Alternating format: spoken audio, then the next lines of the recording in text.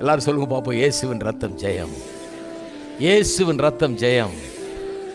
நான் பார்த்துருக்கேன் எத்தனை ஆபத்திலேருந்து அது காத்திருக்குது, எத்தனை பிசாசின் கிரியைகளிலிருந்து விடுவித்திருக்கிறது, எத்தனை பிசாசுகளை ஓட செஞ்சுருக்குது, எத்தனை ஜெயத்தை அது கொண்டு வந்திருக்குது, எத்தனை குறைகளை அது போக்கி இருக்குது, எத்தனை நிறைவை அது உண்டாக்கி இருக்குதுன்னு நான் பார்த்துருக்கேன். யார் இல்லைன்னு சொல்லவே முடியாது.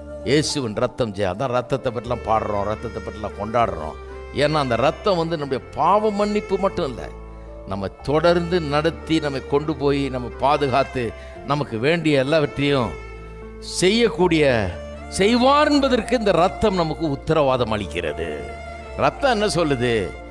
யூ ஆர் டிஃப்ரெண்ட், நீ வந்து வித்தியாசமானவன், நீ ரத்தம் பூசப்பட்டவன், ரத்தம் தெளிக்கப்பட்டவன், உன்னை அழிஞ்சு போக விட மாட்டேன், உன்னை எவனும் மேற்கொள்ள விட மாட்டேன்.